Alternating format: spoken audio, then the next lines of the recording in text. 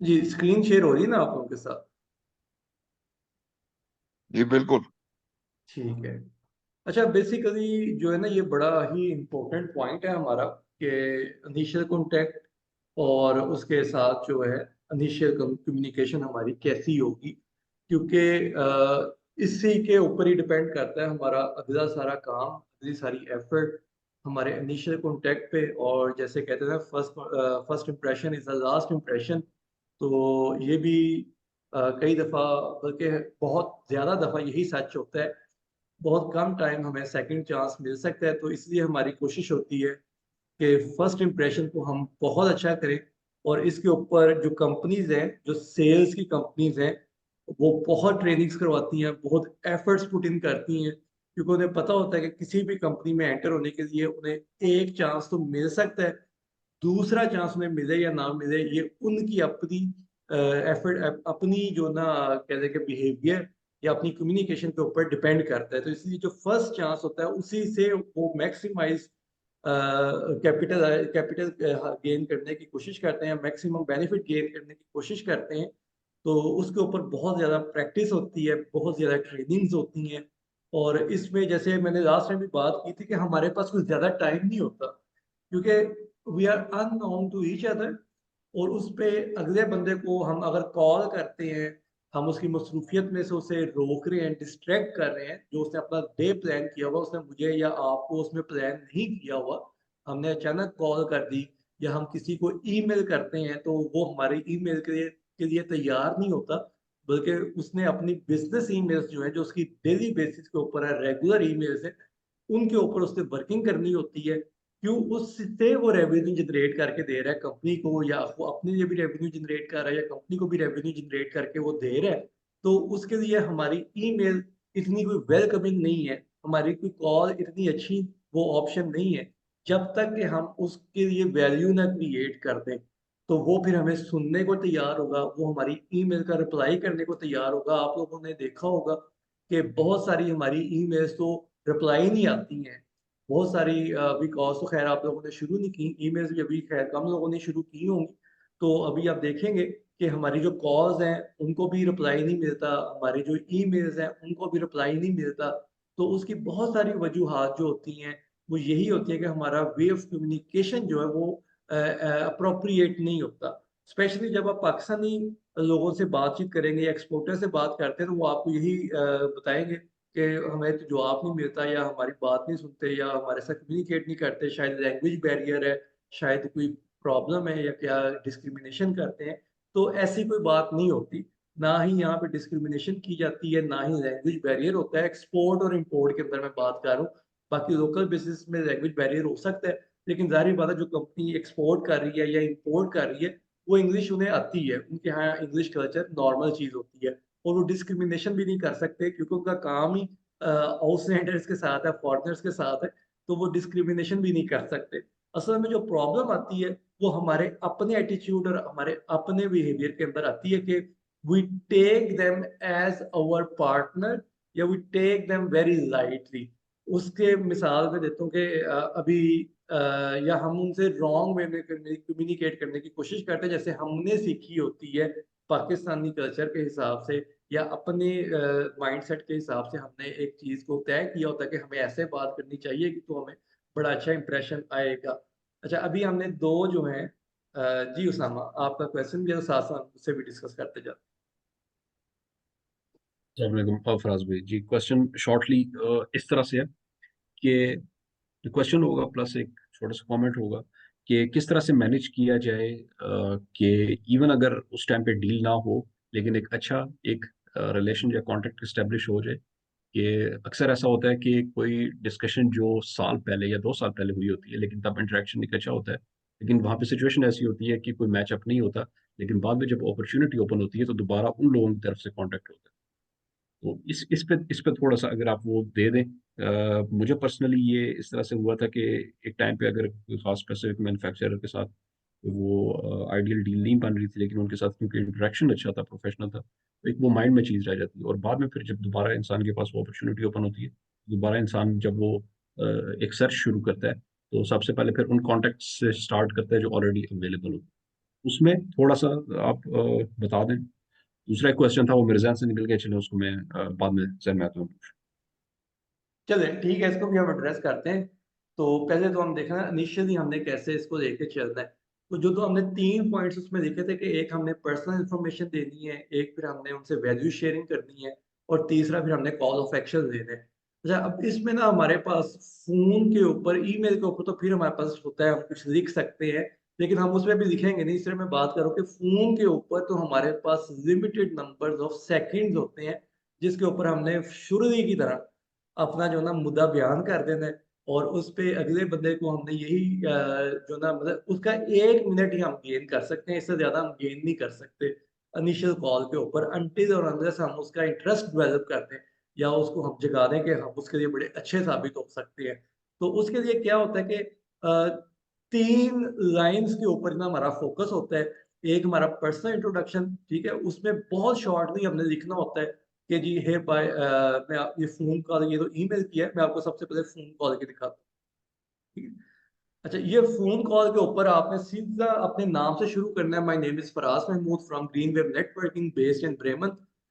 We deal with मतलब ये मेरा इंट्रोडक्शन हो गया। कंपनी नेम भी आ गया, कंपनी लोकेशन भी आ गई। मतलब हमें ये कहने की ज़रूरत नहीं पड़ती कि our head office is in Bremen, we are working since 1997 वगैरह। ये चीज़ें हम फर्स्ट कॉल में नहीं करते। फर्स्ट कॉल में हम बिल्कुल स्ट्रेट फॉरवर्डली मेरा नाम, कंपनी नेम और प्लेस ऑफ कंपनी आ जाएगी और ये एक ही सेंटेंस के अंदर अगर हम कर देंगे तो हम 3 सेंटेंसेस का टाइम बचा देंगे और उसमें हम कोशिश करेंगे कि बाकी टाइम में हम मज़ीद वो बात करें जो वैल्यू क्रिएशन की बात हो सकती है। ठीक है? तो उसमें फिर सेकंड में मैं क्या करता हूँ कि we deal with various kinds of plastic scraps and their regrinds. We majorly deal with LDPE, HDPE, PET, APS, POM वगैरह जो है ना मतलब एटसेट्रा। तो ये सेकंड लाइन के अंदर मैंने उसे वैल्यू दे दी कि हम प्लास्टिक स्क्रैप में डील करते हैं, हम रीग्राइंड में डील करते हैं। फिर मैंने उसे बता दिया कि मैं कौन-सी क्वालिटीज़ को मेजरली डील करता हूँ और जो मेरी लीस्ट प्रायोरिटी की क्वालिटी है उन्हें मैंने एटसेट्रा के अंदर डाल दिया। जो मेरी हायर प्रायोरिटी के अंदर प्रोडक्ट है वो मैंने नेम आउट कर दिया ताकि वो उनको सुन ले। वो मुझे बता दे कि उसके पास इनमें से कुछ है या नहीं है। मेरी लीस्ट प्रायोरिटी में से अगर वो कुछ बताता है तो उसे पता है कि ये इसकी लीस्ट प्रायोरिटी है। जो मैं नेम आउट करूँगा वो मेरी हाईएस्ट प्रायोरिटी के ऊपर है। जो मैं नेम आउट नहीं कर रहा वो मेरी लीस्ट प्रायोरिटी के ऊपर है। अगर वो मुझे वो बताता है मैं उसे नोट डाउन कर लूँगा। जैसे वो अभी उसामा ने बात की कि जब मुझे कभी फ्यूचर में ज़रूरत पड़ेगी तो मुझे पता होगा कि इस बंदे के पास ये मौजूद है। तो तीसरा जो कॉल ऑफ एक्शन है हमारा कि I would like to ask you about the available qualities and quantities for a long term business business relationship.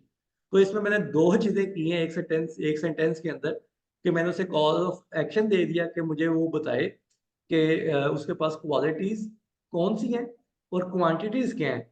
और फिर मैंने चालाकी एक और क्या की है कि मैंने उसे बता दिया कि हम लॉन्ग टर्म बिजनेस रिलेशनशिप में इंटरेस्टेड हैं।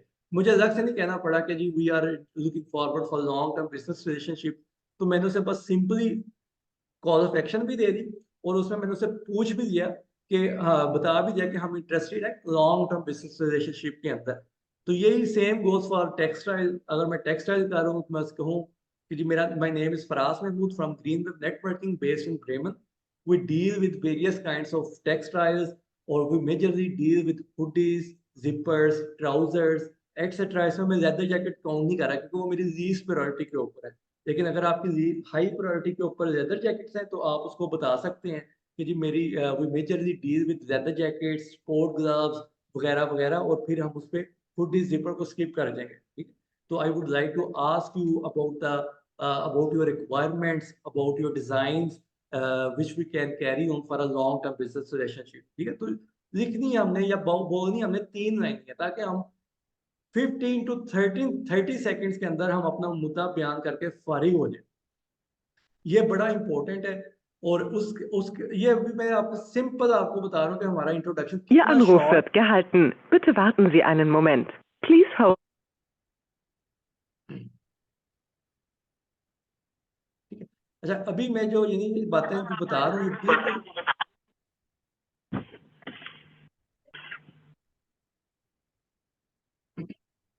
कि अभी जो मैं बातें आपको बता रहा हूँ ये बिल्कुल शॉर्ट इंट्रोडक्शन है कंसीडरिंग ये कि हम अपने टारगेट पर्सन को मिल रहे हैं और वो फ़ोन पे है तो उससे हमने किस तरह से बात करनी है।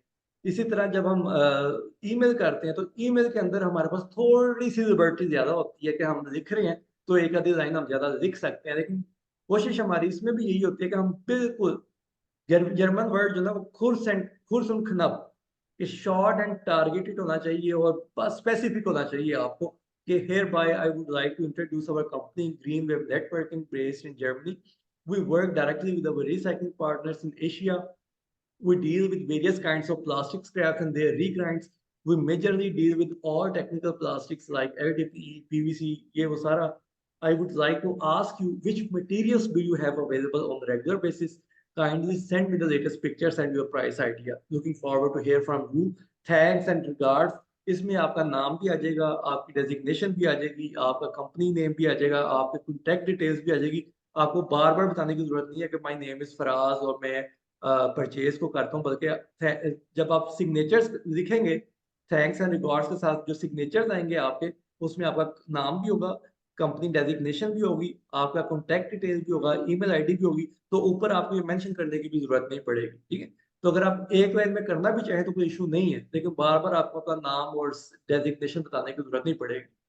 तो ये बेसिकली एक मेजर पॉइंट है कि जो हम गलती करते हैं, पाकिस्तान से जो लोग बैठ के गलती करते हैं, वो यही करते हैं कि वो लंबा-चौड़ा ना अपना एक्सप्लेनेशन देते हैं कि हमारी कंपनी इतनी पुरानी है, हम यूँ ये कर चुके हैं, हम ये कर सकते हैं। वो आपकी फर्स्ट मीटिंग के लिए या फर्स्ट कॉल या फर्स्ट ईमेल के लिए वो ज़रूरी नहीं है।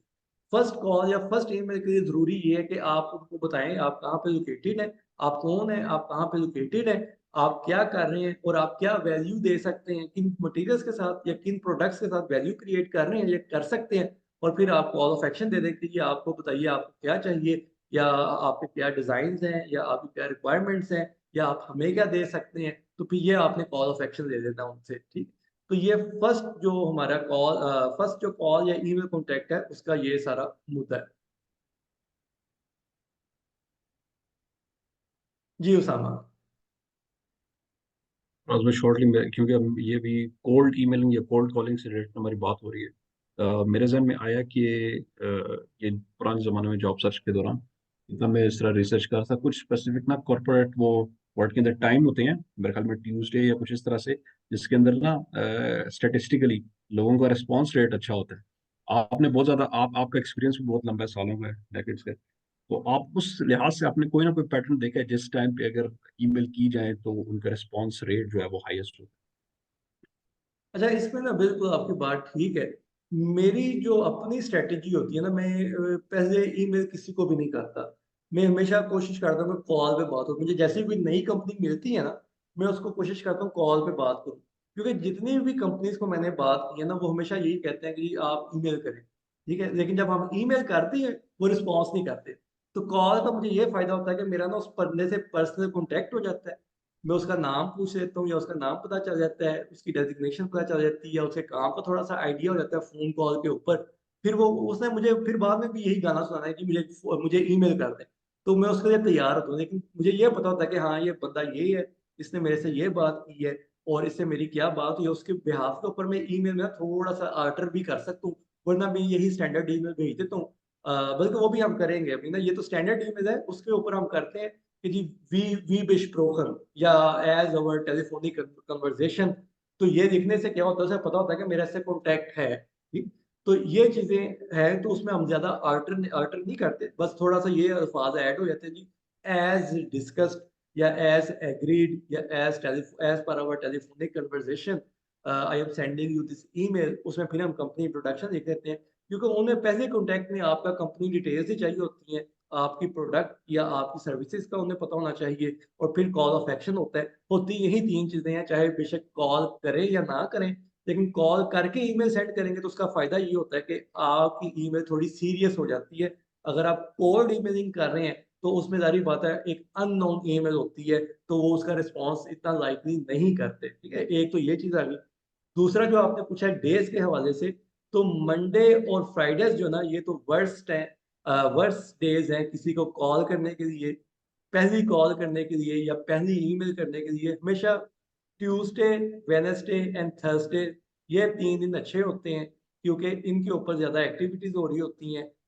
मंडे और मंडेज को ज्यादातर ये होता है कि जो वीकेंड के ऊपर काम पाइल अप हुए हैं वो लोग कोशिश करते हैं कि मंडे को हम सारा वो क्लियर कर दें। जाहिर बात है, उनके रनिंग बिजनेसेस हैं, ऑलरेडी काम कर रहे हैं, तो वीकेंड के ऊपर जो काम उनके पास आए हैं पाइल अप हुए हैं, तो सबसे पहले उन्होंने वही करना है। वो कोई कॉल नहीं देंगे या अनप्लेजेंटली देंगे, अनहैप्पीली वो नई कॉल देंगे या नया रिस्पॉन्स करेंगे, तो ज़्यादातर तो करते ही नहीं है। तो best way is to call them on Tuesday, Wednesday और थर्सडे।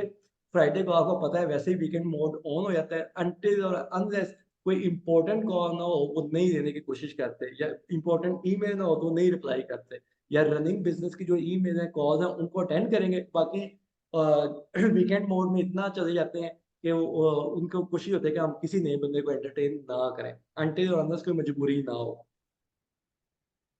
फराज भाई टाइमिंग का बता सकते हैं, टाइमिंग आपके लिहाज से, अच्छा चलिए दिन हो गए, और दिनों के दौरान टाइमिंग कौन सी सबसे बेस्ट टाइमिंग जो ऑप्टिमल? ना देखिए मेरी जो टाइमिंग होती है ना वो होती है 9 से 12। ठीक है, क्योंकि 9 से 12 का वो टाइम होता है जब वो फ्रेश भी होते हैं और थोड़ा सा उनका जेहन भी चल रहा होता है।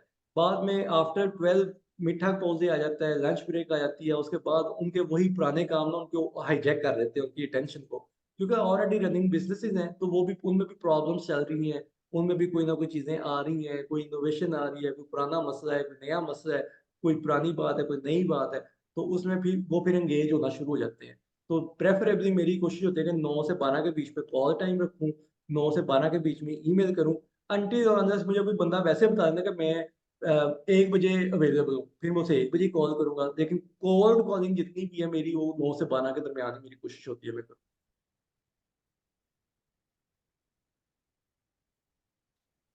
तो ये नॉर्मली टेक्स्ट तो जर्मन में लिखते हैं।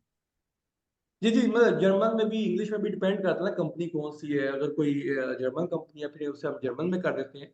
तो ये टेक्स्ट जर्मन में भी मेरे पास है, वो मैं आपके साथ ये फ़ाइल शेयर कर दूँगा। अभी तो सिर्फ़ गो थ्रू इसलिए कर रहे हैं कि आपको थोड़ा कॉन्सेप्ट क्लियर हो के हमने बिल्कुल शॉर्ट फॉर्म में जाना है, और फ़ोन कॉल के ऊपर तो हमारे पास मार्जिन ही नहीं होता ना। सही। ठीक है। अच्छा, ये तो था इनिशियल कॉन्टैक्ट। अब ये कि अगर हमने उसके दिल में जगह बना ली है या उसके पास कुछ टाइम है, तो वो हो सकता है हमारे से फौरी ही कुछ क्वेश्चन पूछ ले, ठीक है? जिसके लिए हमने तैयारी करनी होती है कि लाज़मी नहीं है कि वो हमारी हर कॉल का जवाब भी दें, लेकिन हो सकता है कि उसने हमारी कॉल सुनी, उसे अच्छे लगी, उसे हमारी बातचीत अच्छी लगी, या उसके पास टाइम मौजूद है, उसने कहा ठीक है मैं देखता हूँ ये बंदे कौन है, तो वो आपसे ना कुछ क्वेश्चंस भी कर सकते हैं। जैसे कि which countries do you export these goods? तो आपको पता होना चाहिए कि आप किन कंट्रीज़ में कर सकते हैं, किन में नहीं कर सकते। जैसे अभी स्क्रैप है, अगर मैं उससे पूँजी मैं चाइना में एक्सपोर्ट करता हूँ, तो उसे फ़ौरन पता होगा कि ये बंदा ठीक नहीं है क्योंकि चाइना में तो ऑलरेडी बैन है। ठीक है? तो हमें ये पता होना चाहिए जो हमने पहले किया ना एचएस कोड्स, हमारी जो उसमें लीगैलिटीज़ हैं, उसमें हमने सारा यही स्टडी किया। उसकी वजह ये है कि ये क्वेश्चनिंग जब होगी ना, फिर उसने हमें जज करना है हमारे आंसर्स के ऊपर।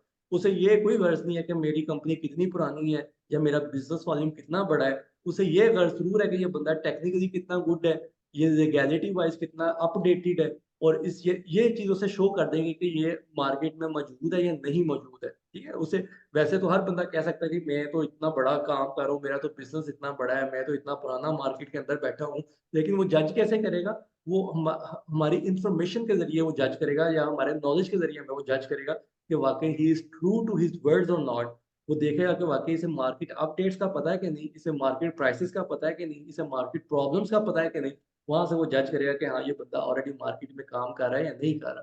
तो इसलिए लीगैलिटीज़ का पता होना बड़ा ज़रूरी है, अपडेशन का पता होना बड़ा ज़रूरी है, कि इसलिए वो जब सवाल करेगा which countries do you export this good, तो उसके हमारे पास जवाब होने चाहिए। फिर वो हमें पूछ सकता है do you have recycling certificates available? इसी तरह वो आपसे टेक्सटाइल के हवाले से या लेदर के हवाले से भी पूछ सकता है कि which kind of certificates do you have?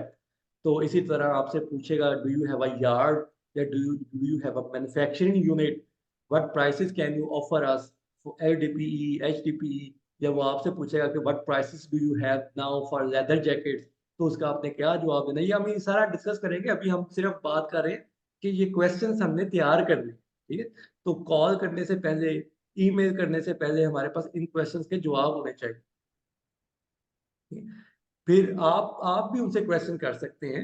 मतलब यही नहीं कि हम कोई कमरा इम्तिहान में से नहीं बैठे हुए कि वही हमारे से क्वेश्चन करेगा। अगर उसने ये गेम शुरू कर दी है क्वेश्चन आंसर की, तो आपके पास भी पूरा राइट है कि आप भी उसे क्वेश्चन कर सकते हैं। कि जी are you exporting the materials yourself or selling majorly in Europe? Which materials do you want us to start with? Is it possible to visit the yard and see the goods? तो यही question हम textile के अंदर भी हम change कर सकते हैं कि are you selling it yourself या are you doing it wholesale, are you doing wholesale business या are you doing retail business, और which textiles या which products are you most interested in to start with?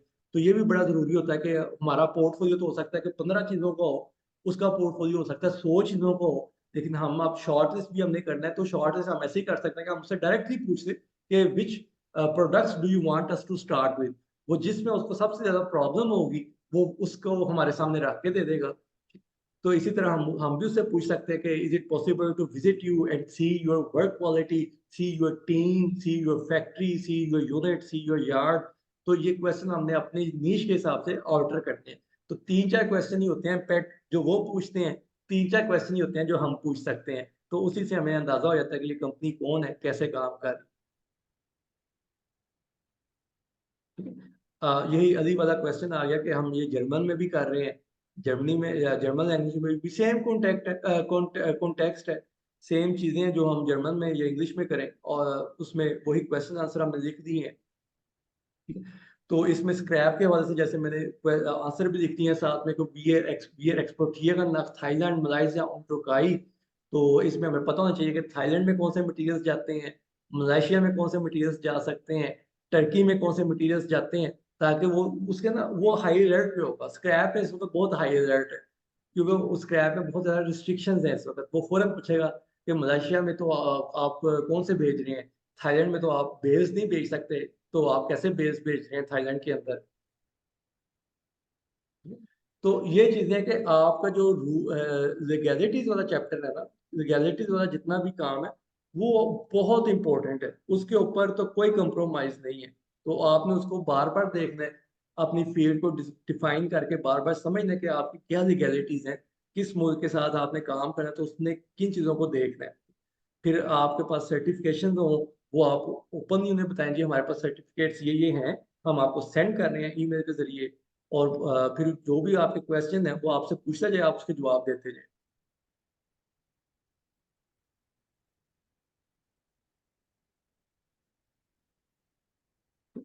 अच्छा, इसमें ना कुछ scenarios हैं, जैसे अभी उसामा ने बात की ना, तो वो सिनेरियो में आ जाती हैं चीज़ें।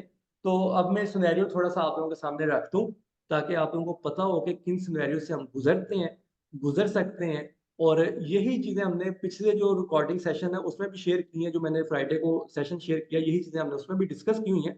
तो आज हम सिनेरियो को दोबारा डिस्कस करते हैं, क्योंकि आप लोगों का फर्स्ट टाइम है, तो इसमें सिनेरियोज़ होते हैं डिफरेंट, हो सकते हैं। ठीक है? बस फर्स्ट सिनेरियो क्या है हमारा, for first time call, we may have to call at central office or talk to secretary या assistant before reaching our target person. In this case, we have to follow following pattern. अच्छा, होता यही है अमूमी तौर पर कि हमारे पास हमने कोल्ड कॉलिंग की है और मेरे पास कॉन्टैक्ट पर्सन नहीं है, लेकिन मैं देख रहा हूँ company A B C D है, अच्छी कंपनी लग रही है, इनके पास वो मटेरियल भी पड़े हैं जो मेरे काम के हैं। अब मैं इन्हें कॉल करता हूँ, अक्सर इन्होंने क्या किया कि कॉल के ऊपर फोकल पर्सन्स के नंबर नहीं दिए, क्योंकि सेल्स पर्सन और परचेज पर्सन ये किसी भी कंपनी की रीढ़ की हड्डी होते हैं, और ये उन्हें बहुत प्रोटेक्ट करके भी रखते हैं कि इनको हम डायरेक्ट कॉलिंग में इन्वॉल्व ना करें, इनको डायरेक्ट ईमेलिंग में इन्वॉल्व ना करें। इन तक सिर्फ वो बंदे हैं जो सिर्फ काम के हैं, क्योंकि उनका टाइम ऐसा कीमती टाइम होता है कि उनकी बाइंग, सेलिंग, परचेजिंग के ऊपर कंपनी चल रही होती है। इसलिए वो नहीं चाहते कि हर एरा-गैरा मेरे जैसा बंदा आके इनको तंग करे। वो चाहता है कि इनके पास सिर्फ वो बंदे आएँ फ़िल्टर आउट होके, जो कि वैल्यू क्रिएट कर रहे हैं या जो हमारे लिए वैल्यूएबल हो सकते हैं, ताकि इनका जो 1-1 मिनट हम पे कर रहे हैं सैकड़ों यूरोज़ की मद में, वो हम मैक्सिमम कैश आउट करें। ठीक है? तो इसलिए मोस्ट लाइकली ये होता है कि हमारी जो फर्स्ट कॉल होती है, वो सेंट्राले में जाती है, या सेक्रेटरी होते हैं या असिस्टेंट होते हैं, उनके पास कॉल जाती है, तो उनसे हमने कैसे इंट्रोड्यूस करना है। ठीक है? उनके साथ हमारा तरीका वारदात थोड़ा डिफरेंट होता है, क्योंकि वो हमारे साथ फोकल पर्सन नहीं है और वो टेक्निकल भी नहीं होते। उन्हें इतनी प्रोडक्ट इन्फॉर्मेशन भी नहीं होती, लेकिन उन्हें बैठाया क्यों है? फ़िल्टर आउट करने के लिए। उनकी भी ट्रेनिंग होती है कि वो सुने और बातचीत करके सिर्फ़ प्रोफ़ेशनल लोगों को आगे लेके जाने दें। जो नॉन प्रोफ़ेशनल है, उनको वहीं पे वो sort of shut up call देके तो वापस बंद करवा दें और उनके लिए दरवाज़ा बंद कर दें। ठीक है? तो ये बड़ा ज़रूरी होता है कि हमने जो सेक्रेटरी है या जो असिस्टेंट है, उनके साथ भी बड़ा टेक्निकली प्ले अराउंड करना होता है ताकि वो हमें प्रोफेशनल दें और हमें वो आगे जाने दें अगले बंदे तक। ये एक बड़ा चैलेंज होता है। तो इसमें हमारा टारगेट क्या होता है कि हमने उनको थोड़ी-सी अपनी कंपनी की बैकग्राउंड बतानी है, थोड़ा-सा अपने काम का बताना है और फिर हमने उन्हें कॉल ऑफ एक्शन क्या देना है। ये बड़ा ट्रिकी होता है, ठीक है? जैसे यहाँ पे मैं लिखा है मैंने कि Guten Tag, hier ist Mehmood von Beamweb Networking aus Bremen. Wir handeln mit diversen Kunststoffqualitäten. Gern möchte ich Sie fragen, wer ist zuständig für den Verkauf von Kunststoffabfällen? ठीक है? तो या मैं अगर टेक्सटाइल को डील कर रहा हूँ तो मैं उससे पूछूंगा where is zuständig für den Einkauf von Lederjacken या where is zuständig für den Einkauf von Textilien।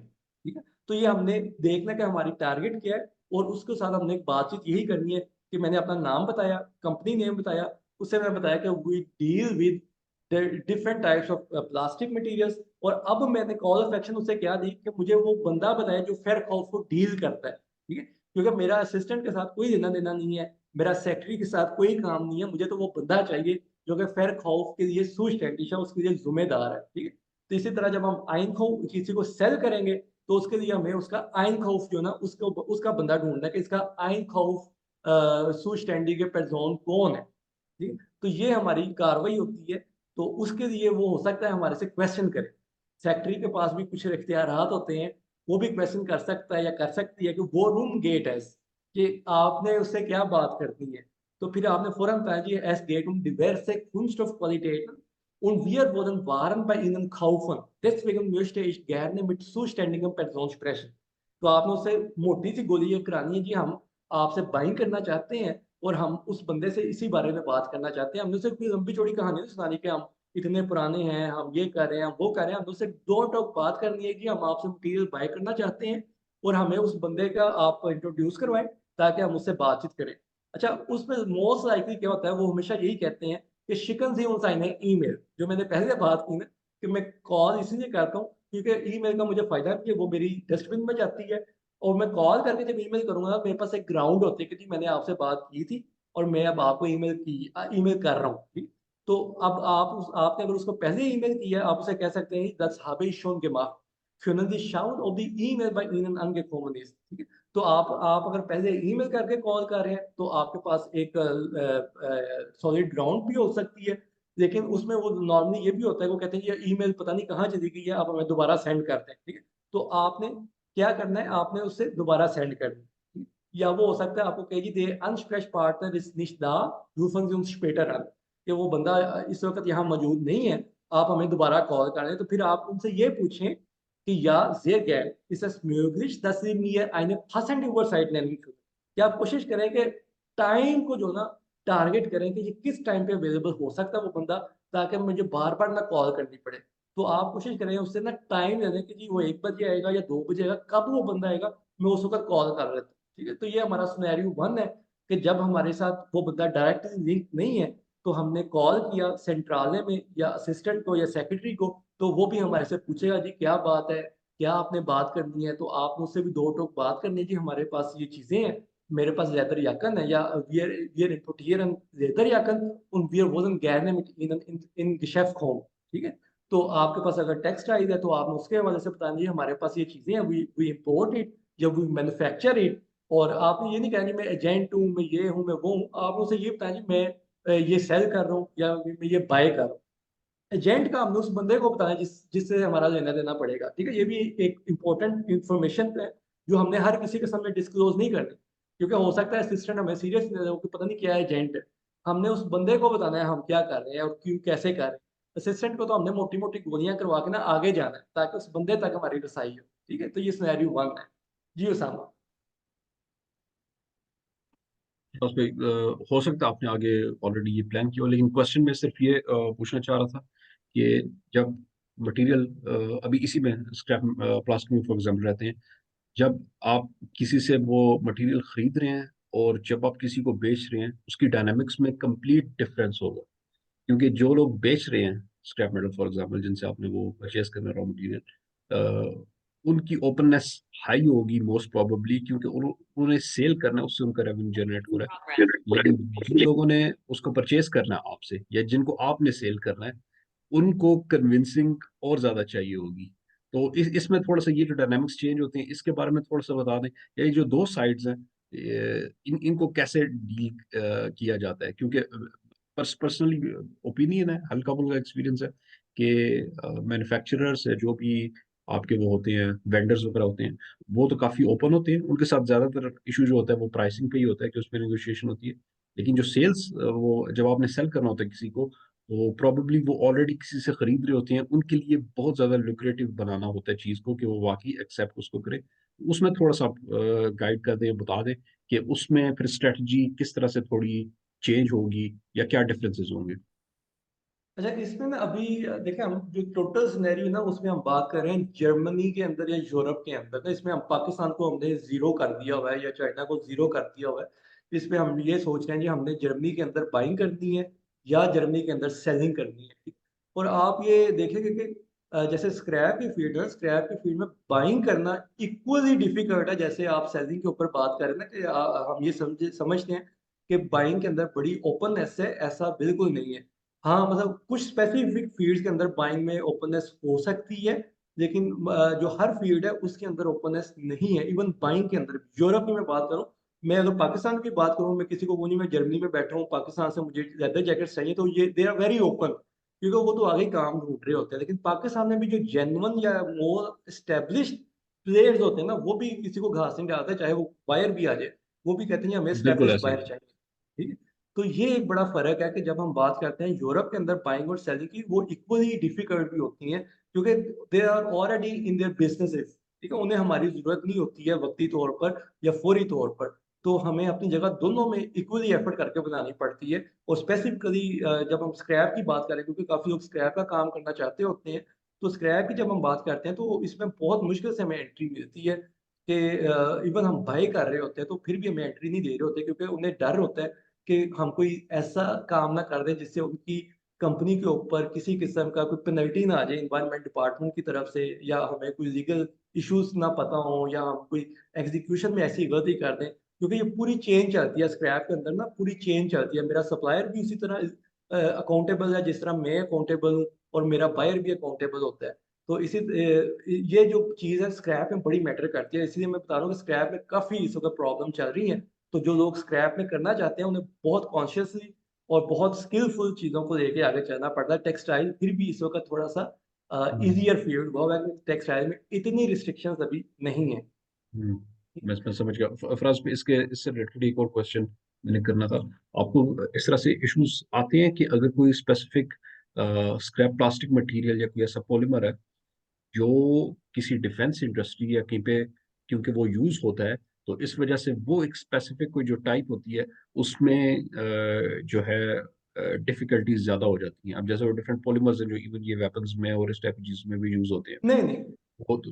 वो कोई इश्यू नहीं है, क्योंकि हमारा जितना भी काम है ना, हम करते हैं नॉन हैज़ार्डस वेस्ट में। तो नॉन हैज़ार्डस वेस्ट में कोई ऐसी चीज़ नहीं आती है कि जो डिफेंस में यूज़ होती है, मतलब वेपन्स में यूज़ होती है। डिफेंस में तो ऑब्वियसली और भी बहुत सी चीज़ें ना, व्हीकल्स भी यूज़ हो रही हैं, उनमें तो बहुत से प्लास्टिक यूज़ हो रहे हैं। तो लेकिन जो स्पेसिफिकली वेपन्स वाली है, उनकी उनके उनका स्क्रैप ही अलग कैटेगरी में फ़ॉल करता है। वो gefährliche Abfälle में आता है, डेंजरस गुड्स में। Ihr Anruf wird gehalten. Bitte warten Sie einen Moment. Please hold the line. जी, उसामा Ihr क्लियर आपको? Anruf wird gehalten. जी जी बिल्कुल ठीक है फराज भाई, मैं समझ गया। मेरे ख्याल से इसमें वो डिफरेंस भी मैं अपने सिनेरियो से सोच रहा था, लेकिन मेरे ख्याल से इशू वो लीगैलिटी वाला भी हो जाता है कि जो भी इवन वो जो सेलर भी होगा स्क्रैप मटेरियल का, वो भी स्केप्टिकल होगा, उसने भी फिर सारे के सारे रूल्स रेगुलेशंस को फॉलो करना है, तो वो हर किसी को नहीं बेचेंगे। तो मैं बस वो ये वाला थोड़ा सा चलें, अच्छी लर्निंग हुई है कि एक सिनेरियो एक नीश का एग्जैक्टली दूसरे के ऊपर अप्लाई नहीं होता, सिचुएशन डिफरेंट होती जी, जी, बिल्कुल, बिल्कुल।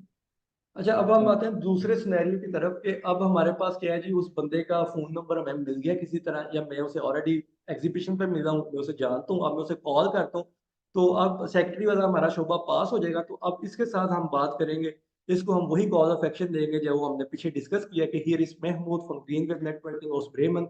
Wir handeln mit diversen Kunststoffqualitäten wie LDPE, HDPE, ABS, POM und so weiter. Gerd wollte ich Sie nach aktuellen verfügbaren Mengen fragen, die Sie uns gerne anbieten können। ठीक है? तो ये मैंने कोशिश करनी है कि 10 से 15-20 सेकंड के अंदर ना मैं अपनी बात ये वाली कंप्लीट कर दूँ, ताकि वो मेरे से क्वेश्चन करना शुरू करे। क्योंकि मेरा असल टारगेट है वो मेरे से क्वेश्चन करे। क्योंकि क्वेश्चन करेगा तो वो मुझे जज करेगा। अभी तो मैंने उसे सिर्फ़ एक वो कहानी सुनाई है जो मैंने हर एक के लिए याद की हुई है। ठीक है? तो अब असल टारगेट यही होता है हमारा कि हम उससे कोशिश करें कि वो क्वेश्चन करे हमारे से कि हम क्या कर रहे हैं, कहाँ पे कर रहे हैं? फिर वो मुझसे पूछे nach welchem Land exportieren Sie die Ware? Haben Sie alle benötigten Zertifikate beziehungsweise Lizenz? Wo lagern Sie die Ware? Was für Preise haben Sie zurzeit für mich? Welche Mengen können Sie monatlich übernehmen? फिर मैं उससे भी पूछूँ, मैं भी उससे question करूँ, exportieren Sie die Waren auch selber oder verkaufen Sie meistens in Europa? Welche Qualität würden Sie uns gerne für das Geschäftsanfang anbieten? Kann ich Sie mal besuchen, damit wir uns gegenseitig kennenlernen und Waren anschauen können? ठीक है? तो ये basically 2 scenarios हमारे पास होते हैं कि एक जिसमें वो बंदा अननोन होता है, उसमें हमें डिग आउट करना पड़ता है कि वो बंदा कौन है। चाहे वो आइनखौफ का है, चाहे वो फैरखौफ का है। और फिर जब दूसरा सिनेरियो है हमारे पास कि वो बंदा हमें मिल गया है, अब हमने उसे कॉल किया या ईमेल किया तो हम उससे डायरेक्टली पूछें कि आप बताएँ हम क्या कर रहे हैं? और वो पूछें कि वो हमारे से क्या चाहता है या हम उसके लिए क्या कर सकते हैं? तो यही कॉल ऑफ एक्शन होता है।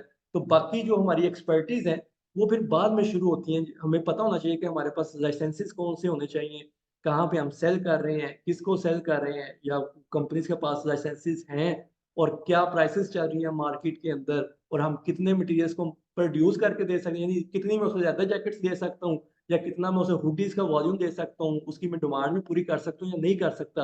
उसके लिए फिर मुझे भी ज़रूरी है कि मुझे उसकी डिमांड का पता हो, मुझे भी पता हो उसने कितना फ्रीक्वेंटली खरीदना है या कितना फ्रीक्वेंटली उसके पास कोई मटीरियल आ रहा है जो वो मुझे सेल करना चाह रहा है। हो सकता है एक मटीरियल का मेरी डिमांड हो महीने के 1 कंटेनर की, उसके पास महीने के 4 कंटेनर अवेलेबल हैं। तो इसके लिए भी मुझे तैयार रहना है कि अगर वो कहे जी मैं तो चाहता हूँ मुझे ऐसा बंदा मिल जाए जो 4 के 4 कंटेनर दे दो, फिर मैं क्या करूँगा? ठीक है? तो ये क्वेश्चन है जो हमने सोचने हैं, जिस पे हमने बातचीत करनी है।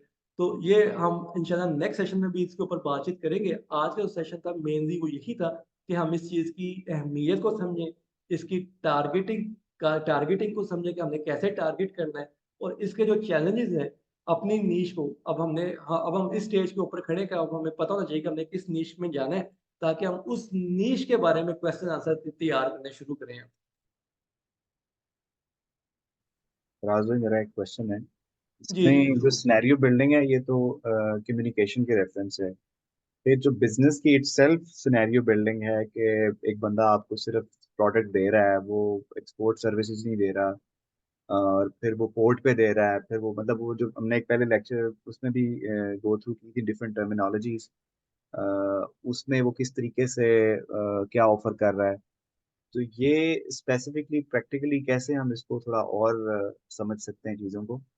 एक तो ये चीज़, दूसरा प्लास्टिक की जो डोमेन है, इसको क्योंकि हमने इसको as a first niche define किया हुआ है, तो इसका ज़रा डीपर लेवल पे सिस्टम समझना कि क्या चीज़ अलाउ है क्या नहीं है, कौन सा पॉलीमर अलाउ है कौन सा प्लास्टिक नहीं है, इसको हम कब अंडरस्टैंड कर सकते हैं, क्योंकि उसके बगैर तो कम्युनिकेट करना अभी स्टेज पे फिर मुश्किल हो जाएगा ना। जी, बिल्कुल, उसमें देखें जो वीडियोज़ मैंने शेयर की थी ना, आप वो वीडियोज़ देखें ना लीगैलिटीज़ के हवाले से, एचएस कोड के हवाले से, तो उसमें वो बड़ी ज़रूरी है वीडियोज़ देखना। क्योंकि उस वीडियोज़ में यही चीज़ें एक्सप्लेन की हैं कि हमें कैसे पता चलेगा कौन-सी चीज़ें पॉसिबल हैं, कौन-सी चीज़ें नहीं पॉसिबल। क्योंकि अगर सारा होमवर्क मैंने करना है ना, तो वो फिर बड़ा मुश्किल काम है। अब कम्युनिटी हम बिल्ड कर रहे हैं, तो उसमें आपने भी होमवर्क करना है, कुछ आपकी भी एक थोड़ी रिस्पॉन्सिबिलिटीज़ आपने लेनी है। कि अब आपको अगर बताया जा रहा है कि यहाँ पे आपको इन्फॉर्मेशन मिलेगी तो आपने वहाँ जाके इन्फॉर्मेशन डिग आउट करनी है। आप वो इन्फॉर्मेशन जैसे आज आपने होमवर्क किया ना कि आपने लाइन्स लिखी हैं, आपने एक एफर्ट किया है, अब आपको क्लियर होना आसान हो गया कि आपने कहाँ पे गलती की है, कैसे आप उसको बेहतर कर सकते हैं, ठीक है? क्योंकि अगर मैं बोलता रहूँगा, मैं बताता रहूँगा, मुझे तो सारा कुछ पता है। मेरा जो काम है ना, मेरा काम ये है कि आपको मैं इन्फॉर्मेशन वो दी है कि आपने कहाँ ढूँढना है, अब वहाँ आप ढूँढें उसे। चाहे आप गलत ढूँढें, लेकिन ढूँढें सही उसको आप। वो वीडियोज़ देखें आप, उन वीडियोज़ में ना बहुत डीपली एक्सप्लेन किया हुआ है, वो 2-2 घंटे की वीडियोज़ हैं और उसपे अगर हम सेशन करते रहेंगे ना, सेशन बहुत लंबे हमारे जाएँगे, वो फिर हमें 3 महीने लग जाएँगे उस सारे काम के ऊपर। तो उसको शॉर्ट करने के लिए अब आपने ये करना है कि वो वीडियोज़ को दोबारा देखें, मैं आपको दोबारा टैग भी कर दूँगा वीडियोज़ को। इसमें जी मेरा एक क्वेश्चन है। जी जी जी फैसल। मैंने उनमें से काफी सारी वीडियो देखी है, वो बेजल कन्वेंशन है और वो कि आपने ये बताया कि फलां एनेक्स में जाके आप ये करें, पर वो जो मटेरियल है प्लास्टिक के, पोली एथिलीन पोली, वो व्हाट ये है क्या, मतलब वो देखने में कैसे हैं वो, मतलब ये चीजें हैं क्या, वो नहीं मुझे समझ आई उनके एचएस अच्छा कोड। उसमें देखें, मकसद ये कि मैं अभी आपको डिटेल में इसलिए नहीं लेके जा रहा कि आप पहले निशेस डिफाइन कर लेना कि कौन से निश में आपने जाना है, ठीक है। फिर हम दो निशेस हमारे पास पर्टिकुलर है, एक टेक्सटाइल की है और एक स्क्रैप प्लास्टिक स्क्रैप की है, ठीक है। ऐसे ही तो है। अगर आप, क्योंकि मैं जितनी मर्जी इन्फॉर्मेशन दे दूं फिर तो आप कंफ्यूज हो जाएंगे, अगर आपने करना कुछ और है। तो अगर आप मुझे कहना मेरी फाइनल निशेस ये है कोई भी, तो फिर हम उसके ऊपर फोकस कर लेते हैं, क्योंकि असल कोचिंग का फायदा ही तब है जब आपकी कुछ चीज फाइनल हो। वरना जनरल तो मैं आपको दुनिया भर की निश्चित बता सकता हूँ, मुझे कोई इशू नहीं है, मैंने इतने एग्जीबिशन अटेंड किए हुए हैं। तो जिसकी वजह से मुझे पता है जी फलानी मार्केट क्या है, फलानी मार्केट क्या है, लेकिन उसका फायदा कोई नहीं होगा। नहीं, लेकिन एक पॉइंट ना, क्योंकि हम लोगों ने एक्सेल में लिखा है ना, जिस जिसने प्लास्टिक लिखा है तो वो एक नीच तो हो गई, कुछ लोगों ने मेटल भी लिखा है और हाँ जी, टेक्सटाइल, हाँ जी। देखो मतलब वो वो। वो निश मैंने इसलिए लिखवाई थी ताकि आपके जेहन में थोड़ी सी निश बिल्डिंग का कॉन्सेप्ट है कि हमने निश डिफाइन करनी है, ठीक है। जी अभी आपको मैंने इसलिए एक्सप्लेन ज्यादा कर रहा हूँ ताकि आप फाइनल करें कि आपने फाइनल किस निश के ऊपर काम करना है, किन दो निशेस के ऊपर फाइनल काम करना असल में जो मेरा पहला सवाल था ना, उसमें मैंने वीडियो तो सारी गो थ्रू की है, ये दो दो दफा ही किए हैं। इशू यही आ रहा है, जो अंडरस्टैंडिंग है ना किसी डोमेन की। अब जैसे टेक्सटाइल है, it's not a complex domain, इसके अंदर आपके एचएस कोड भी आसानी से मिल जाते हैं। लेकिन एक जो भी प्रोफेशन फील्ड होती हैं, जैसे कॉम्प्लेक्स है, केमिकल्स की फील्ड है या प्लास्टिक इटसेल्फ है, इसकी इसकी कॉम्प्लेक्सिटी मटेरियल के हवाले से इस तरह से है कि इसको इटसेल्फ ये एक पूरी डोमेन है, इसको समझना। और हमने इसको एज अ फर्स्ट प्रायोरिटी तो डिफाइन कर दिया, लेकिन इसके बारे में पता ही कुछ नहीं कि इसको चलाना कैसे है। अब फॉर इंस्टेंस हम इसको इसके रेफरेंस से ईमेल लिखना शुरू करते हैं या बात करना शुरू करते हैं, वो हमसे दो सवाल कर लेंगे, तो उसका जवाब देना है। वो टेक्निकल अंडरस्टैंडिंग मटेरियल के हवाले से क्या हो सकती है ना, वो थोड़ा सा अगर उस पे हमें वो मिल जाए तो उसका ये होगा कि हम एटलीस्ट बेसिक अंडरस्टैंडिंग डेवलप हो जाएगी। तो आगे तो फिर उसको चलाते रहेंगे, जो भी उसमें उसको ब्रेक आउट करना है। जी देखिए उसमें ना आप देखें ना, फाइनल आप करें कि आपने कौन सी निशिस में जाना है। वो तो निशेज हमने लिखवाई थी, मैं वही बात जो फैसले को की कि निशेज तो मैंने इसलिए लिखवाई थी कि आपको पता होगा आपने कुछ करना है, ठीक है। और अब आपका क्या इंटरेस्ट है ना, हो सकता है over the period of time आप कहीं मेरा प्लास्टिक स्क्रैप फर्स्ट प्रायोरिटी नहीं है या मेरा टेक्सटाइल फर्स्ट प्रायोरिटी है, ठीक है। तो अब ये है कि अब हम उस स्टेज के ऊपर है कि अब हम निशेज को फाइनल करें। जी। अम, मतलब मेरी तरफ से जो मैंने पहले लिखी थी वो भी फाइनल ही थी, मतलब प्लास्टिक वन और टेक्सटाइल सेकंड है।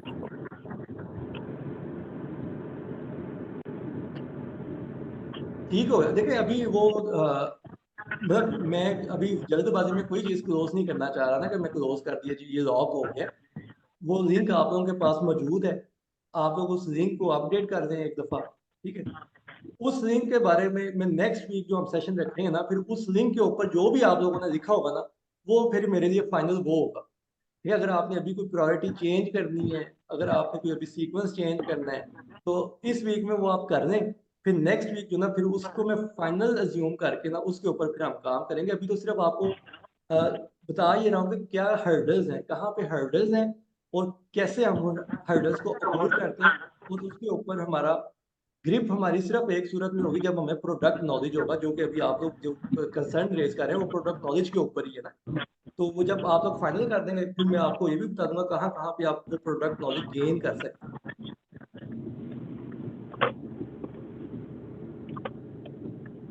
ठीक है। अच्छा एक चीज जो ना, एक चीज बड़ी जरूरी है आप लोगों ने ये समझना है कि देखिए टेक्सटाइल के अंदर भी अगर हम बात करें तो पता नहीं कितनी सैकड़ों प्रोडक्ट्स हैं। टेक्सटाइल इज द जनरल निश, तो उसमें भी हमें टारगेट ये करना पड़ता है कि हम चार पांच चीजों की जो नॉलेज है उसको ले लेते हैं, और बाकी जो है वक्त के साथ साथ हम सीखते हैं। असल चीज क्या होती है, मतलब कोई उस्ताद भी आपको पूरी इंडस्ट्री का नॉलेज नहीं देता, ना ही दे सकता है, क्योंकि आप ग्रेस्प नहीं कर सकते पूरी इंडस्ट्री का नॉलेज एक महीने में या 2 महीने में। वो सालों की मेहनत होती है लोगों की, जो आप चाहते हैं कि हमें महीने के अंदर समझ आ जाए, ऐसा मुमकिन नहीं होता। उस्ताद का जो काम होता है ना वो ये करता है कि वो आपको ये सिखा देता है कि आपने कहाँ जाके क्या सर्च करना है। अब जैसे HS कोड है ना, HS कोड आपको पता चलना चाहिए कि सोल टैरिफ नंबर .de के ऊपर जाके आप दुनिया भर के HS कोड को देख सकते हैं, ठीक है।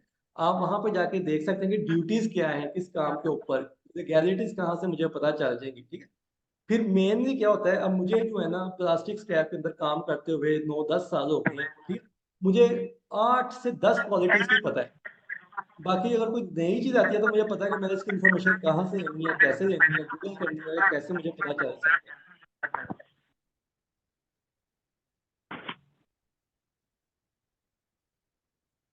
ठीक है। तो ये चीज ना आप ध्यान में रखेंगे, आपको इन 2 महीनों या 3 महीनों में पूरी इंडस्ट्री का ओवरव्यू मिल जाएगा। ये पॉसिबल नहीं है कि आपको पूरी केमिकल फील्ड का मैं ओवरव्यू दे दूं या पूरी पॉलीमर साइंस में आपको समझा दूं। ऐसा मुमकिन नहीं है, क्योंकि आपका बैकग्राउंड कुछ और है, आप आगे कुछ और करना चाह रहे हैं। तो जाहिर सी बात है वो ग्रेजुअली आपको सीखना होगा, ग्रेजुअली आएगा 1 बाय 1, ठीक है। अभी हम प्रोसेसेस के ऊपर बात कर रहे हैं कि प्रोसेसेस क्या है, उनमें किस चीज की अहमियत ज्यादा होती है। अगर आप ABS को प्रोनाउंस गलत भी कर देंगे, या अगर आप कहेंगे ना कि मैं अपने रिजवान भाई आपका ना आवाज बाउंस बैक होके आ रही है आपके फोन से,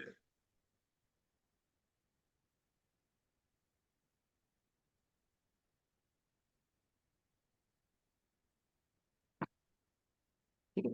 तो मेन चीज ये कि अगर आप किसी को कहेंगे ना कि मैं, फर्ज करें मैं हुडीज के लिए तैयार हूँ, जिपर के लिए तैयार हूँ, उसके लिए तैयार हूँ, किसी और प्रोडक्ट के लिए, लेकिन वो मुझे कहता है कि मुझे सॉक्स चाहिए, तो इसमें कोई शर्म की बात नहीं है कि आप कहें जी मुझे सॉक्स का नॉलेज नहीं है, मेरी जो एक्सपर्टीज है वो इन 4 चीजों के ऊपर ज्यादा है, और मैं अगर आपको सॉक्स की इन्फॉर्मेशन चाहिए मैं आपको लेके दे सकता हूँ। इसमें कोई शर्मिंदगी की बात नहीं होती कि आप कहेंगे मुझे 100 प्रोडक्ट्स का नॉलेज होगा तो मैं काम करूंगा, ऐसे नहीं होता। आपने 4 से 5 प्रोडक्ट का नॉलेज ले लिया, that's more than good enough to start with.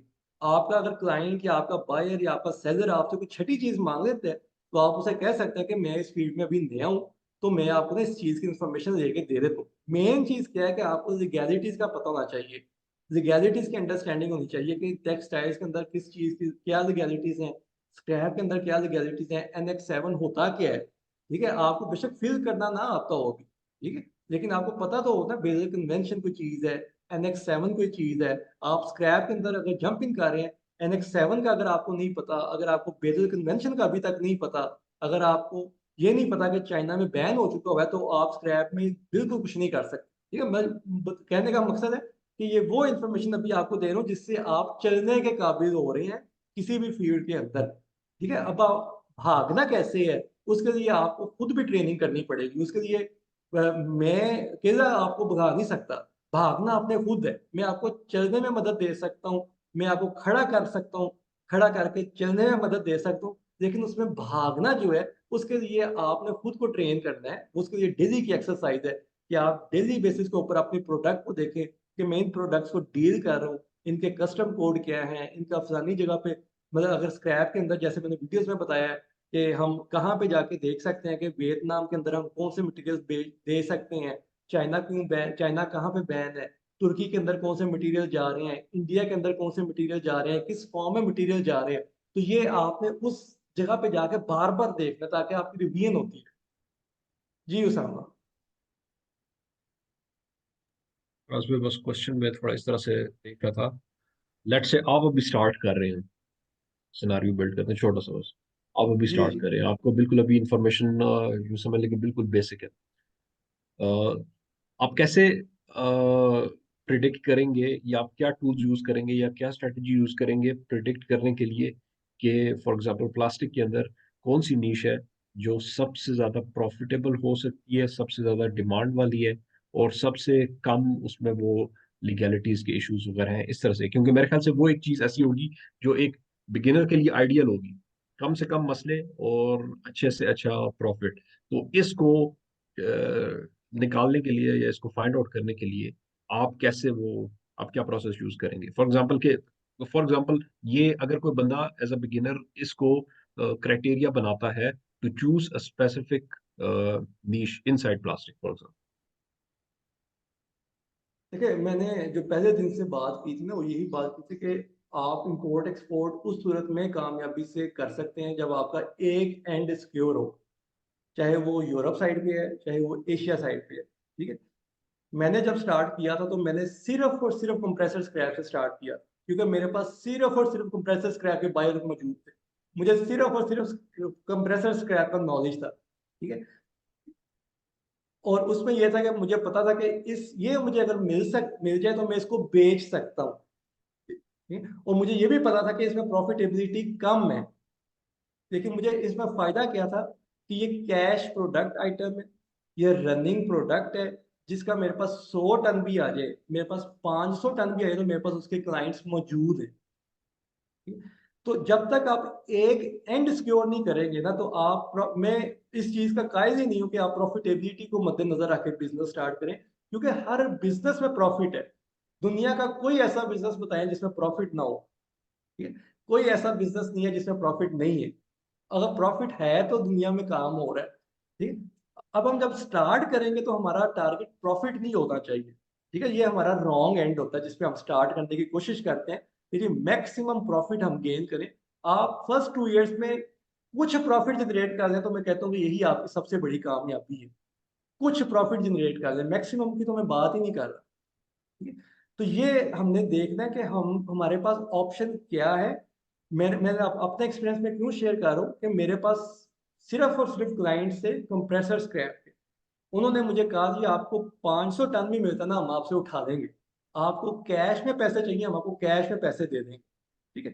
तो ये मेरे पास एक बहुत बड़ी सेंस ऑफ सिक्योरिटी थी कि मैं जिसके साथ भी जाता था मैं बात उससे करता था कि मुझे कंप्रेसर स्क्रैप चाहिए और मैं आपसे जितना भी हो मैं उठा लूंगा, और मैं आपको कैश में पैसे दूंगा, एडवांस में पैसे दूंगा, ठीक है। तो आपने ये देखना कि आपके पास कौन सा एंड सिक्योर है।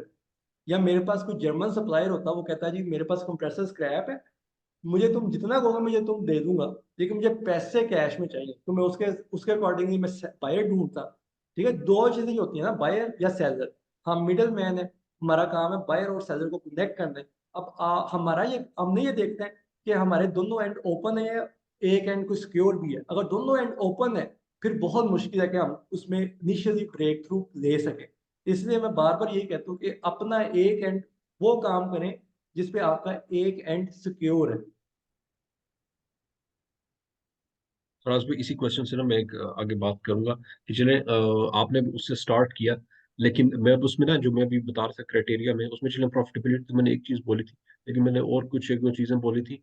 अब जैसे अगर मैं आपकी सिचुएशन को एनालाइज करूं, तो क्योंकि आपने जो वो ऐसे रैप मेरे ख्याल में आपने बोला था, क्योंकि उसकी डिमांड काफी हाई थी, तो उसने आपके लिए इनिशियली ये हर्डल्स को रिड्यूस कर दिया था कि आप कि एक साइड आपकी बहुत इजी हो गई थी कि चलिए हाई डिमांड वाली चीज है, इसका मतलब है बस उसको सोर्स करना है।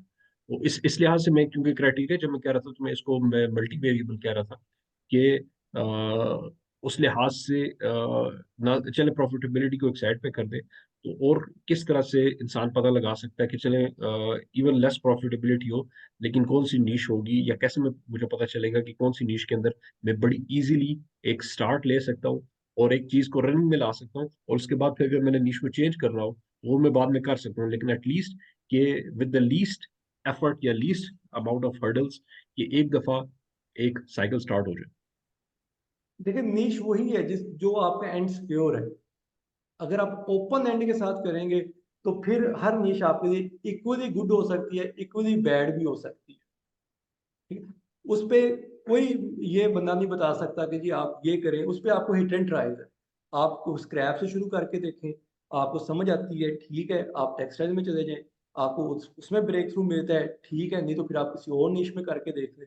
तो उसमें फिर हिट एंड ट्रायल, अगर ओपन एंडेड होंगे तो उसमें हिट एंड ट्रायल बहुत ज्यादा होता ठीक है, ठीक, मैं समझ। है।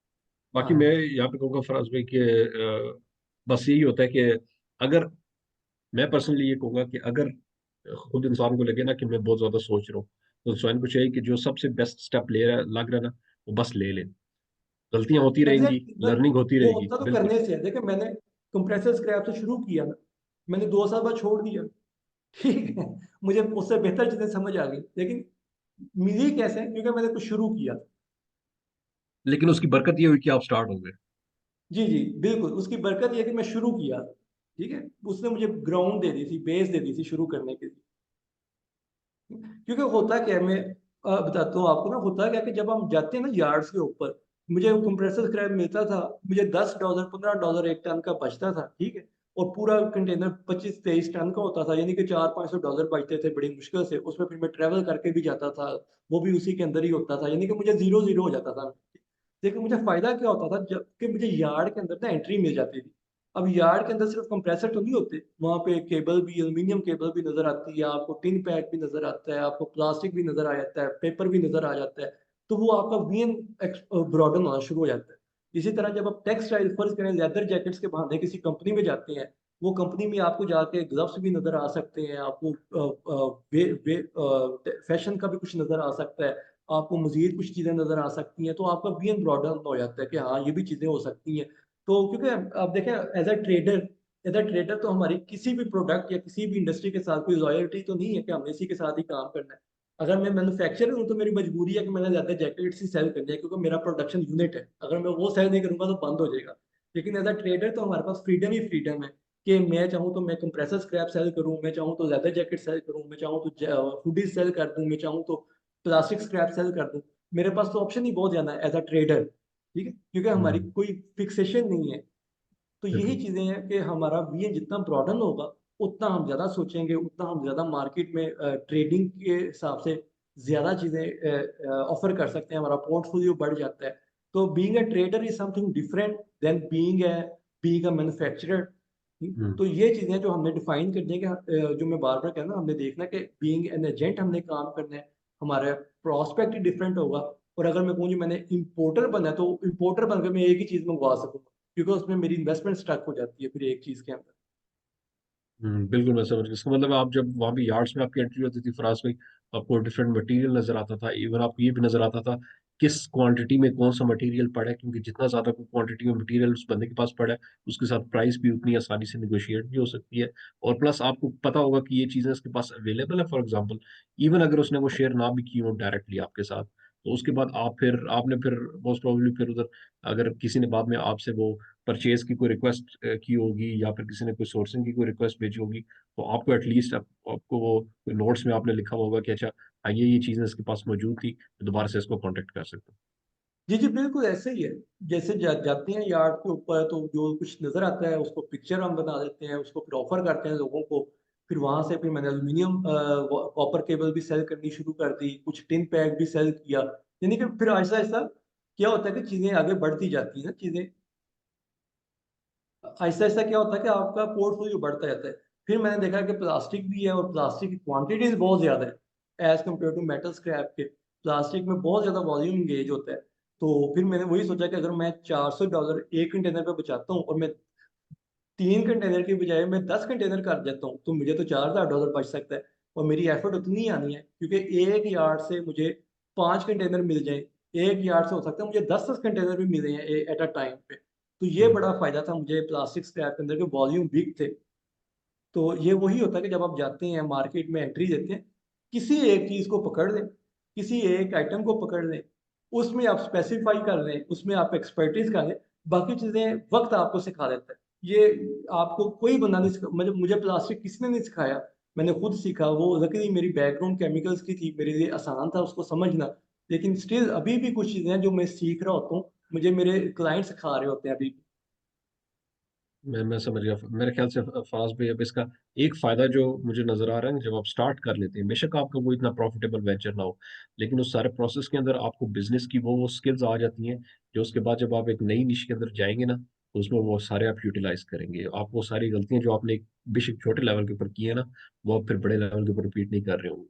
वो एक जो लर्निंग बिल्कुल फेज ऐसे होता ही। है ना, वो काफी ज्यादा फायदेमंद हो जाता है। बिल्कुल, देखिए चलना शुरू करेंगे तो भागेंगे ना हम। चलना नहीं शुरू करेंगे तो भागेंगे भी कभी नहीं।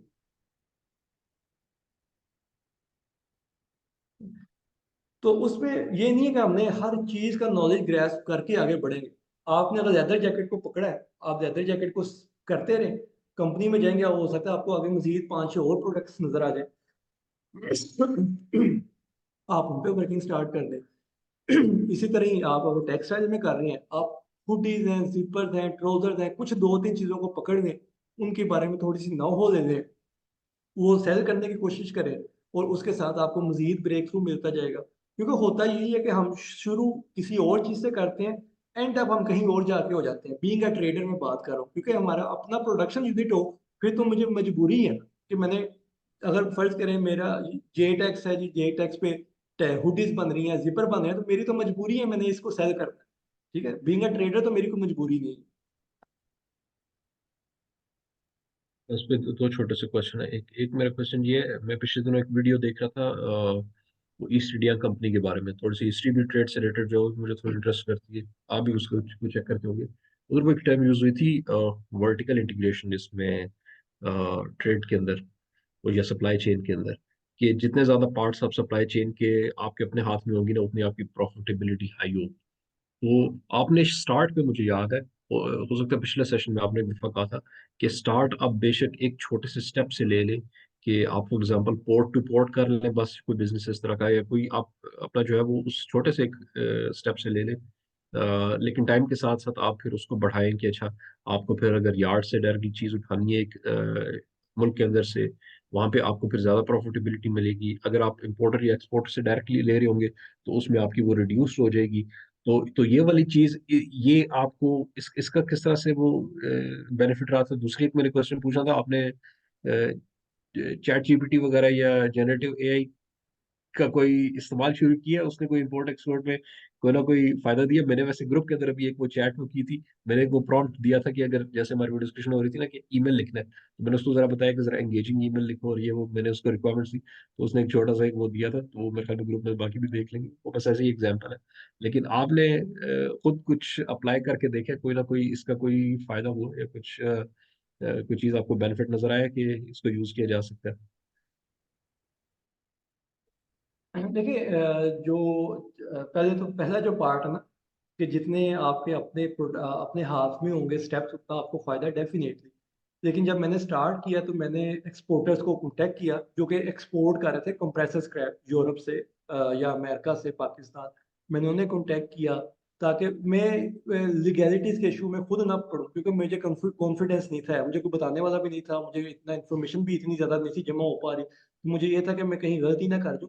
तो मैं उनको फिर कोशिश करता है एंगेज करूं कि वो मुझे C&F प्राइस दे, सारा प्रोसेस वही करें, बेशक मुझे लेस मार्जिन के ऊपर हो, लेकिन मुझे डॉक्यूमेंटेशन की समझ आ जाती थी, क्योंकि डॉक्यूमेंटेशन सारी मेरे थ्रू होती थी उनकी।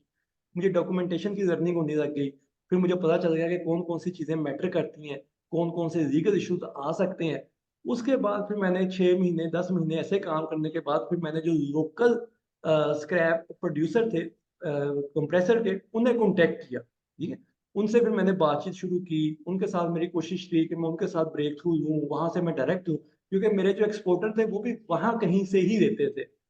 तो लेकिन ये था कि मुझे शुरू में अगर मैं वहाँ जंप करता तो मैं वहाँ पे कोई बहुत बड़ा ब्लंडर कर सकता था, जो कि फिर मैंने अवॉइड किस तरह किया कि मैंने शुरू में एक्सपीरियंस गेन किया थ्रू एक्सपोर्टर। मेरी उसमें प्रॉफिटेबिलिटी कम थी, लेकिन मेरी लर्निंग ज्यादा थी। अब जो चीजें मैं आपको बता रहा हूँ, ये सारी मैंने वहीं से लर्न की। अब आपके पास वो लर्निंग मौजूद है, तो आप मैक्सिमम स्टेप्स को अपने हाथ में रख सकते हैं। ठीक है, आप एक्सपर्ट बेसिस पे करें, आप ना एक्सपोर्टर को इन्वॉल्व करें, आप लोकल डीलर्स के साथ डील कर सकते हैं। लेकिन ये कि शिपिंग एजेंट तो आपको चाहिए, कस्टम एजेंट तो आपको चाहिए, वो स्टेप तो हम नहीं अपने हाथ में लेते या लेना चाहते, या लेने का मैं रिकमेंड करता हूँ, क्योंकि उसमें हमारी हम्म। बचत इतनी ज़्यादा नहीं होती। असल बचत हमारी बाइंग में होती है, क्योंकि एक्सपोर्टर जब सेल करता है तो वो अपना मार्जिन गेन कर रहा होता है, उसने लोकल बाइंग की होती है। तो इसलिए बीइंग जर्मन रेजिडेंट हमारे पास भी ऑप्शन है कि हम लोकल बाय करें, तो उसमें हम प्रॉफिट गेन कर सकते हैं। तो ये तो डेफिनेटली एक है कि जितने स्टेप्स हमारे अपने हाथ में होंगे स्पेसिफिकली टू बाइंग या टू सेलिंग, तो उतना हम प्रॉफिट मैक्सिमाइज कर सकते हैं।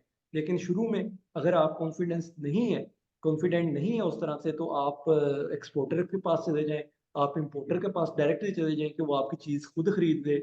आप ना लोकल बायर को ढूंढें या आप ना लोकल सेलर को ढूंढें। तो ये एक तरीका था जो मैंने अडॉप्ट किया शुरू में। तो बाकी जो सेकंड पॉइंट है चैट जीपीटी का, अभी मैंने उसे इस तरह से इस काम को इस्तेमाल नहीं किया, वैसे टेक्स्ट वगैरह के लिए मैं इस्तेमाल कर रहा हूँ। तो बाकी आपने जो आपने जो मैसेज सेंड किया उस पर आप देखें कि उसने कितनी लंबी चौड़ी ईमेल कर दी है। ठीक है? तो ये डेफिनेटली आपने जो उसे क्राइटेरिया देना है उसने उसे ही फॉलो करना है। तो क्राइटेरिया अगर आप उसको लिमिटेड कर देंगे तो हो सकता है आपको और अच्छा कॉन्टेक्ट जो कंटेंट बना के दे दे। तो डेफिनेटली इसका बड़ा फायदा है, इसमें बहुत ज़्यादा इन्फॉर्मेशन पड़ी है। तो इस पे एक्सपर्ट लोगों ने अपनी इन्फॉर्मेशन जो है दी हुई है। तो जितनी मैंने भी आपको इन्फॉर्मेशन दी है, ये भी मेरा अपना नॉलेज है, कुछ जो एक्सपीरियंस से सीखा है, और जो कुछ मैंने ट्रेनिंग ली जब मैंने केमिकल इंडस्ट्री में जॉब की थी, सेलिंग में मैंने जॉब की थी, जो उन्होंने हमें ट्रेन किया, तो उसके थ्रू फिर मुझे बाद में जो फ़ायदा मिला वो बहुत ज़्यादा था। क्योंकि मैं कंपैरिज़न कर रहा हूँ, जो मैं पहले था और जो मैं बाद में हुआ, तो वो उसमें बहुत ज़मीन आसमान का फ़र्क है। तो इसलिए जितने भी पॉइंट्स हैं, ये सारे उन्हीं ट्रेनिंग्स के ऊपर बेस हैं जो मैंने ली। जी काफी अच्छे पॉइंट्स आपने बताया। मेरे जहन में बस एक बात आई है फराज भाई, ये जो वर्टिकल इंटीग्रेशन इसमें सप्लाई चेन में मेरे जहन में आ रहा है कि मैं बस सोच रहा हूँ कितनी हाई प्रॉफिटेबिलिटी होगी उन लोगों की जिनके पाकिस्तान में अपने डेयरी फार्म होंगे, वहाँ पे टैनरीज भी होंगी, वहाँ पे मैन्युफैक्चरिंग यूनिट्स भी होंगी, और वो यूरोप में रिटेल कर रहे हो लेदर प्रोडक्ट्स की मैं बात कर रहा हूँ कि फॉर एग्जांपल नीश से डेफिनेटली रिलेटेड। उनकी प्रॉफिटेबिलिटी काफ़ी हाई भी होती है, और हर हर नीश की डिफरेंट है, तो हर नीश के रिस्क भी इन्वॉल्व है। ज़ाहिर बात है, जिसने इन्वेस्टमेंट की है उसका हक भी बनता है। अब बीइंग अ ट्रेडर अगर मैं कहूँ जी मैं वो बेनिफिट दूँ जो प्रोड्यूसर का हो, तो वो अनफेयर है। ये हमने लास्ट सेशन में भी एड्रेस भी किया था कि हमने नेगोशिएशन में अपने रोल को बड़ा इंपॉर्टेंटली समझना कि हम क्या वैल्यू क्रिएट कर रहे हैं। मैं जो लेदर प्रोड्यूसर है उसका हक नहीं मार सकता। उससे मैं ये नहीं कह सकता कि वो ना कमाए और सारा प्रॉफ़िट मैं ही ले लूँ या मैक्सिमम प्रॉफ़िट मुझे दे। तो ऐसा भी नहीं होगा, क्योंकि उसकी इन्वेस्टमेंट इतनी बड़ी है या इतनी मेजर है कि उसको मैं बाईपास नहीं कर सकता।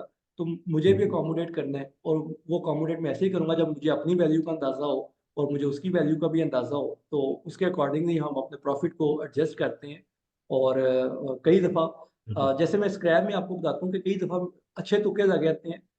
जो सेलर्स हैं, जिनके पास यार्ड्स हैं, उन वहाँ हम जाते हैं, वो हमें बताते हैं जी इन मटेरियल्स के ऊपर हम स्टक हो गए, अगर आप इनको सेल कर दें हम आपको चीपेस्ट प्राइस दे देंगे, ठीक है? फिर उसके ऊपर हम एक्स्ट्रा वर्किंग करते हैं कि हमें अच्छी से अच्छी प्राइस मिल जाए, और वहाँ से हमें बहुत ज़्यादा प्रॉफिट भी हमने गेन किया हुआ है।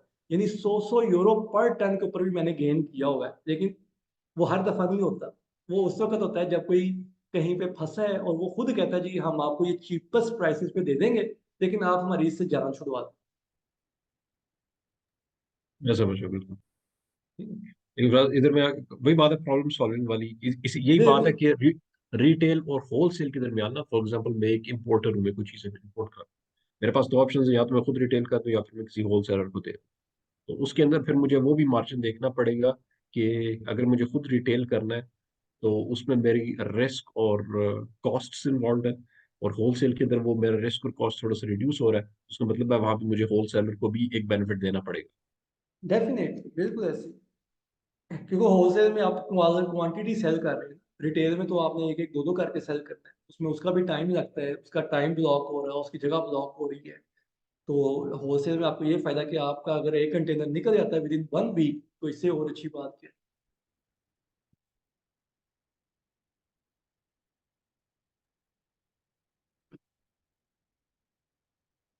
ठीक है, ये अभी फिर मैं कहा वाइंड अप करते हैं। तो अभी आपका टास्क यही है कि आपने एक तो ये इंट्रोडक्शन वगैरह को दोबारा रीडू करना है। इस पे जो पॉइंट्स आज हमने डिस्कस किए हैं, इनको आप नोट डाउन करें। अब आपको अपनी नीश स्पेसिफाई करना है। कंपनी आप बेशक ग्रीन वेव यूज़ करें या ABCD कोई भी नाम लिख लें, लेकिन इंट्रोडक्शन अब आप अपना लिखें उसी नीश के अकॉर्डिंगली। फिर इसको हम दोबारा नेक्स्ट टाइम डिस्कस करेंगे, क्योंकि ये बहुत इंपॉर्टेंट पॉइंट है, और इसके ऊपर तीसरा सेशन भी हमारा हो जाएगा, तो कोई मसला नहीं है। तो उस पे फिर आपको मैं उस नीश का उसकी मज़ीद इन्फॉर्मेशन भी दे दूँगा, मज़ीद लिंक्स भी दे दूँगा कि आपको इन्फॉर्मेशन कहाँ से मिल सकती है। क्योंकि अभी आपका सारा सेल्फ लर्निंग का प्रोसेस है, जो अब स्टार्ट हो जाना चाहिए। और सेल्फ लर्निंग का मकसद ये है कि आप खुद को ट्रेन करें, चीज़ों को समझें, और फिर उसके अकॉर्डिंगली अपना इंट्रोडक्शन वगैरह भी बनाते जाएँ। उसको बार-बार अल्टर करेंगे हम, फिर आपका एक पर्टिकुलर इंट्रोडक्शन बन जाएगा, और उसको फिर हम आगे लेके जा सकते अच्छा, मेरी तरफ से एक पॉइंट है, मेरे पास लास्ट वीक थोड़ा टाइम था तो मैंने कुछ इमर्जिंग ट्रेंड्स पे भी थोड़ा सा काम किया है। हैं। अच्छा, गुड।